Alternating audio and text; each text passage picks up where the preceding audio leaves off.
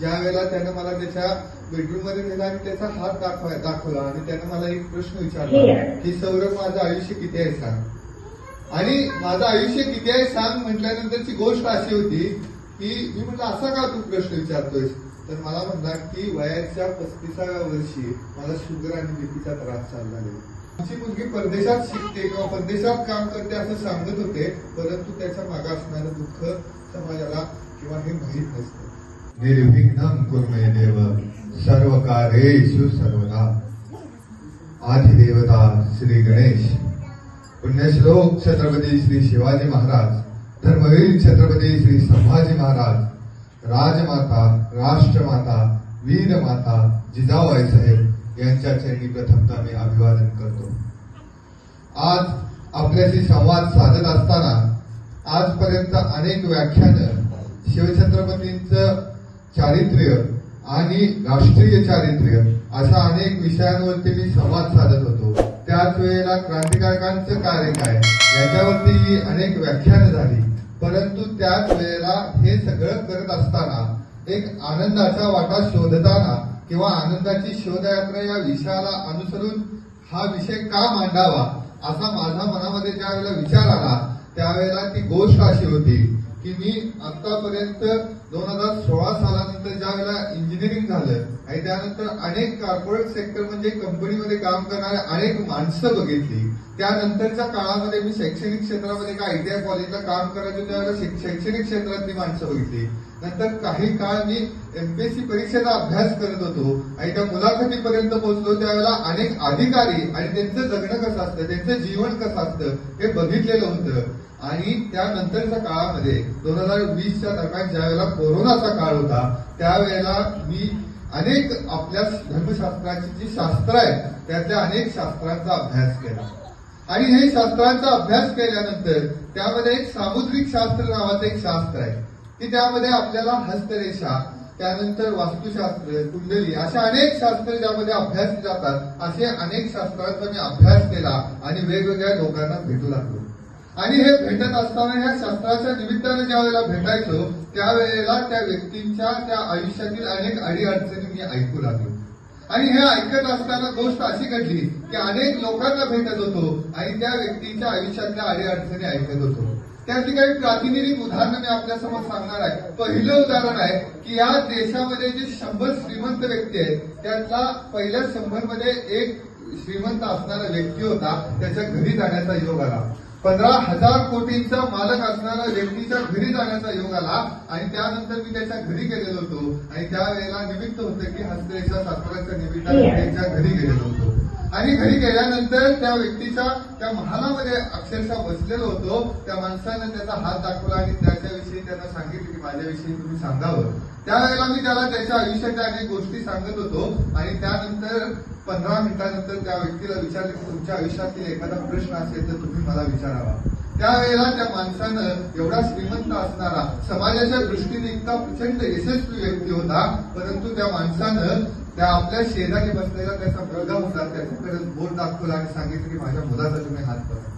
आणि असं बघा म्हटल्यानंतर मी त्या मुलाकडे बघितलं आणि नंतर हात बघू लागलो. त्या वेळेला त्या व्यक्तीने सांगितलं की माझा मुलगा मतिमंद आहे. त्याच्याही पलीकडे जाऊन त्या व्यक्तीने विचारलं की ह्या माझ्या मुलाचं ऑपरेशन करावं का, अमेरिकेमध्ये आम्हाला एक ऑपरेशन करायचं असा त्याचा प्रश्न होता. परंतु त्यावेळेला त्या व्यक्तीशी माझी चर्चा झाली आणि त्याचा अर्थ असा की तो व्यक्ती समाजाच्या दृष्टीने खूप यशस्वी होता, परंतु दुर्दैवानं त्याच्याकडे असणारं दुःखही तितकंच मोठं होतं. दुसरी गोष्ट अशी की एका दुसऱ्या व्यक्ती म्हणजे आम्ही एकत्र अभ्यास करायचो. माझ्या अभ्यास करत असतानाचा एक मित्र आमचा अधिकारी झाला आणि तो अधिकारी झाल्यानंतर RTO खात्यामध्ये क्लास 1 अधिकारी होता.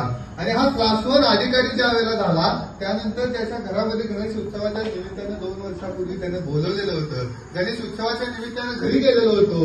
घरी गेल्यानंतर त्याच्याशी अनेक तास चर्चा चालू होती. त्यानंतर त्यानं काय केलं, त्याने आपल्या घरामध्ये असणाऱ्या बेडरूम मध्ये नेलं, घराचं दार बंद केलं आणि तिथं जाऊन मला प्रश्न विचारला. बाळांनो, ही फार सुंदर गोष्ट आहे. यातनं तुम्हाला हळूहळू मी एक गोष्ट सांगणार आहे, याच्या पुढे एक सिद्धार्थ सांगणार आहे, तो फार तुम्हाला लक्षात येणार आहे. त्या मित्राच्या घरी गेलेलो होतो. तो मित्र एमपीएससी मधून सिलेक्ट झालेला क्लास 1 अधिकारी होता आणि त्या क्लास 1 अधिकाऱ्याच्या घरी गेल्यानंतर ज्या वेळेला त्यानं मला त्याच्या बेडरूम मध्ये नेला आणि त्याचा हात दाखवला आणि त्यानं मला एक प्रश्न विचारला की सौरभ, माझं आयुष्य किती आहे सांग. आणि माझं आयुष्य किती आहे सांग म्हटल्यानंतरची गोष्ट अशी होती की मी म्हटलं असा का तू प्रश्न विचारतोयस. तर मला म्हणला की वयाच्या 35व्या वर्षी मला शुगर आणि बीपीचा त्रास चालू झालेला. म्हणजे ही गोष्ट काय होती तर समाजाच्या दृष्टीने तो प्रचंड यशस्वी होता, एक अधिकारी होता, समाजातून त्याला प्रचंड असा मान सन्मान मिळत होता. परंतु त्याच वेळेला त्याच्या मागे असणारं दुःख किती मोठं होतं. आता तिसरी गोष्ट सांगतो की काही दिवसांपूर्वी मला एकदा कॅनडातून व्हॉट्सअप कॉलवरती इंटरनॅशनल कॉल येतात. तर कॅनडामधून एक कॉल आलेला होता. पुण्याचे या ठिकाणी असणारे खूप मोठे अधिकारी आहेत, त्यांची मुलगी कॅनडात असते. त्या मुलीचा कॉल होता की त्या मुलगी कॅनडामध्ये जॉब करत होती आणि खूप मोठा पगार घेत होती. आणि त्या मुलीची आत्ताची अवस्था अशी होती की तिचं वय वर्ष 30 झालेलं होतं आणि वयाच्या 30व्या वर्षी त्या मुलीला अशी परिस्थिती होती की तिचा जॉब गेलेला होता. दुसऱ्या बाजूला त्या मुलीला तिच्या स्वतःच्या आयुष्यात, व्यक्तिगत आयुष्यामध्ये लग्नाची दिशा दिसत नव्हती. म्हणजे आई वडील त्या मुलीचे इथं बसून आमची मुलगी परदेशात शिकते किंवा परदेशात काम करते असं सांगत होते, परंतु त्याच्या मागे असणारं दुःख समाजाला किंवा हे माहीत नसतं. आणि त्याच्याही पलीकडे जाऊन ह्या भागातली एखादी गोष्ट सांगतो की ह्या भागामध्ये असणारे एक चांगले जमीनदार होते. त्या जमीनदारांच्या आम्ही घरी गेलो.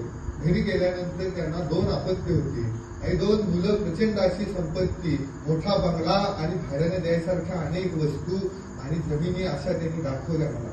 आणि दाखवल्यानंतर ज्या वेळेला त्यांचा एकही मुलगा त्यांचा ऐकत नव्हता, त्यांची एकही गोष्ट मानत नव्हता आणि दोघेही मुलं स्वतःच्या मनानं वागत होते आणि उन्माद करत होते संपत्तीचा, त्यावेळेला मला खरं कळलं की या माणसांच्याकडे समाजाच्या दृष्टीने यांचे बंगले दिसत असते, परंतु घरी असणारं दुःख फार मोठं होतं.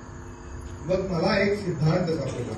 बाळांनो, ह्या ज्या 4 गोष्टी सांगितल्या मी आतापर्यंत, तर त्या 4 गोष्टीतून एक सिद्धांत सापडला. तो अशी मी 5000 अनेक व्यक्तींना भेटलो, त्यांच्या आयुष्यातील दुःख समजून घेतलं, अडीअडचणी समजून घेतल्या आणि त्याच्यातून एक सिद्धांत मला मिळाला.